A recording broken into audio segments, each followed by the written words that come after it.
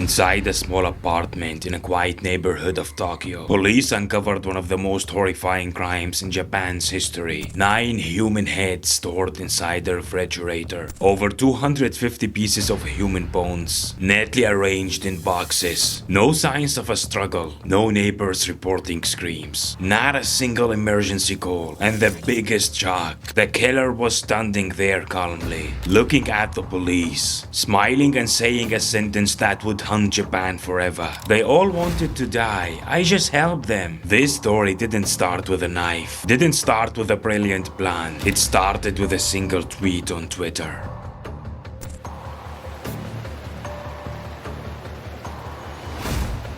October 1st, 2017, Tokyo. A simple missing person report, nothing more. But it was the spark that opened the door to one of the darkest crimes in Japan's history. A 23-year-old woman named Iko left her home and never came back. A full week passed. No security camera footage, no witnesses, no phone activity. Her brother refused to give up. Desperate, he accessed her email. And that when he noticed something small, something that would unlock a nightmare. The last person Eiko had spoken to wasn't a friend, wasn't a co-worker. It was a Twitter account, dark, strange, operating under the name Hungan Pro, an anime avatar, a depressing aesthetic, and a bio that read, "If you're struggling, don't hesitate to reach out. I'm here to listen. I understand what you're feeling." Iko's final message said, "I've arrived at Zama Station. I'm on my way." And after that, silence. Police traced the account. The IP address led them to a small apartment in Zama City. Nothing about the place stood out. Old door, quiet hallway, no screams, no complaints from neighbors. But the truth was waiting on the other side of that door. An officer knocked. The door opened immediately. A thin young man stood there, clean,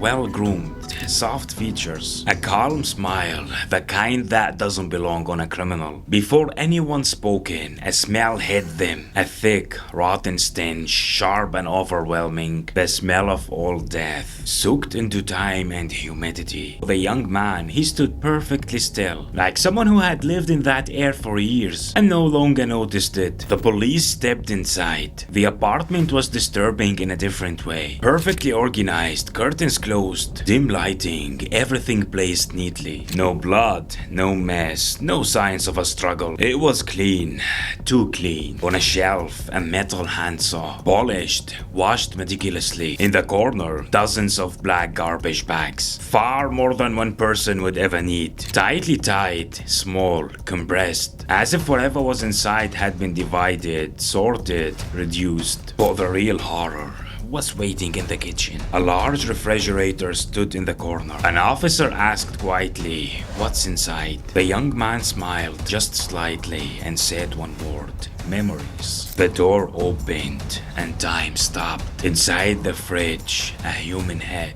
sealed in a clear plastic bag. Beneath it, another and another and another. 9 human heads, lined up like exhibits in a museum of death. And the nightmare wasn't over. Next to the fridge, officers found sealed plastic bags. They opened one and human bones spilled out. More than 200 human bone fragments, arranged with surgical precision. One officer covered his mouth, fighting the urge to vomit. Another froze in place. A third whispered, "This isn't an apartment, this is a graveyard." And through it all, the young man stood there, calm, silent, unmoved. An officer finally asked, "Where is Iko?" The man casually pointed toward the refrigerator, the same faint smile still on his face. "On the right," he said. "Her head is there." In that exact moment, police realized they hadn't entered the home of an ordinary man. They had entered a slaughterhouse. And this scene, this wasn't the full story. It was only the first page of hell, because the nightmare begins when we go back to the quiet child who was obsessed with death. And that's where we uncover how the Twitter killer was born.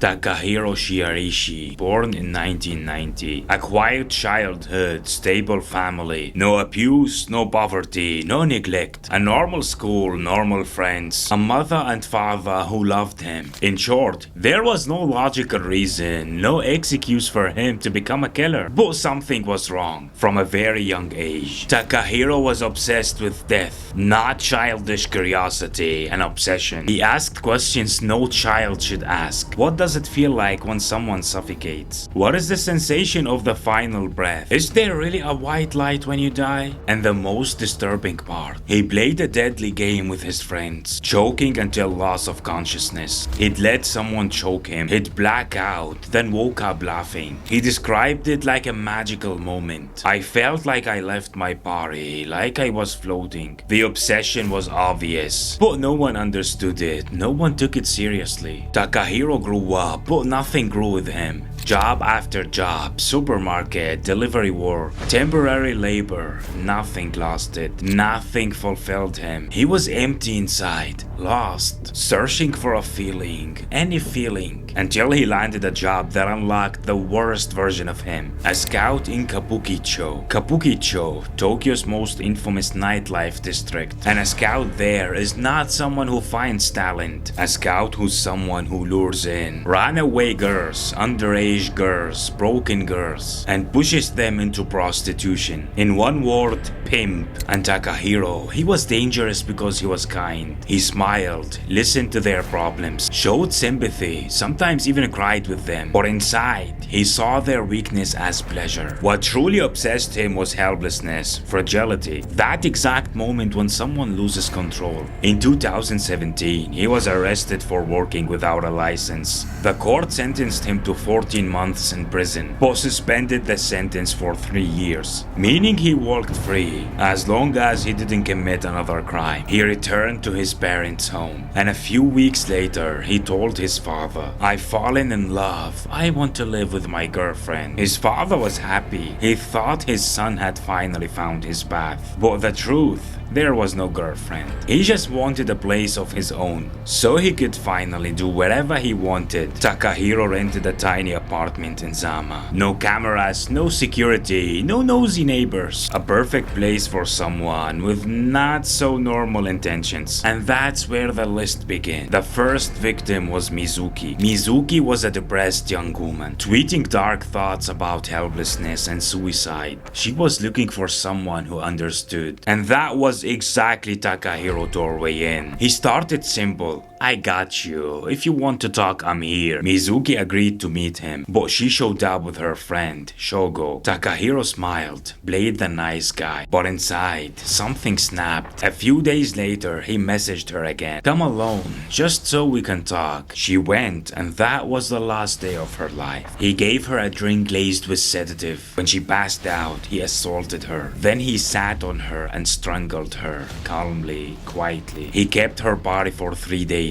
Ate, drank, watched TV. The corpse didn't bother him. In his mind, she was his. Then came the dismemberment. Head, the fridge, bones, plastic boxes. The rest, small trash bags. And just like that, something woke up inside him. A high he'd never felt before. The second victim was Shogo. Why did he kill him? Did Shogo suspected him? Was he a threat? No. He killed him for one simple reason. Shogo ruined the first meeting with Mizuki. He annoyed him, so he had to die. And a week later, Shogo was gone. And that's where the smell started spreading through the building. Neighbors complained. Takahiro stayed calm and smiled through it. Maybe a dead cat. The pipes are messed up. I smell it too. They believed him because he looked normal. He sounded normal. He acted harmless. After Mizuki and Shogo, he made that Twitter account we described earlier. The third victim, Kuriha, 15 years old. Kuriha had tried to end her life and failed. She was shattered, desperate for attention, for anyone to notice her. When he messaged her, she cried, because for the first time, someone listened. She went to his apartment. Same script every time. Drugged, assaulted, strangled, dismembered,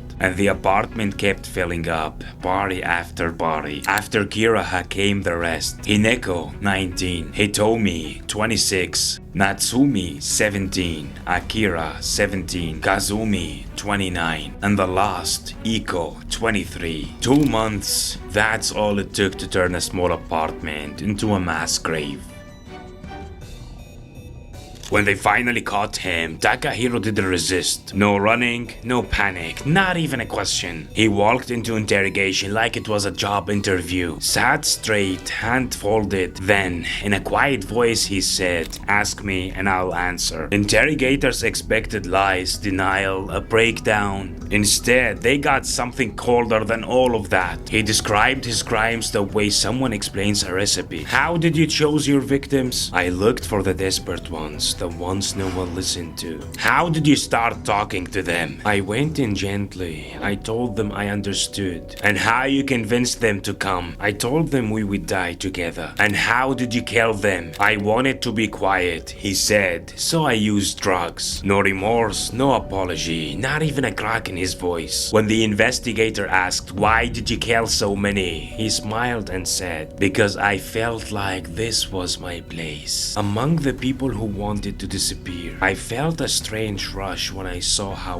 weak they were." He didn't see them as souls, he saw them as things. Japan was waiting for one question. Is he insane? Mental ill? Broken? 5 psychiatrists examined him. The results stunned everyone. Mentally sound. No schizophrenia, no psychosis, no major disorder. He knew exactly what he was doing, meaning every choice, every victim, every step was deliberate, calculated, fully aware. In court, Takahiro stood without emotion. He listened to the charges: murdering 9 people, mutilating bodies, hiding evidence, exploiting vulnerable victims in psychological collapse. Not a twitch, not a reaction. The judge asked, "Do you want to say anything before sentencing?" He said, ice cold, "Please finish it quickly." Like he was still trying to control the ending. December 15, 2020. The verdict came down, death by hanging. No appeal,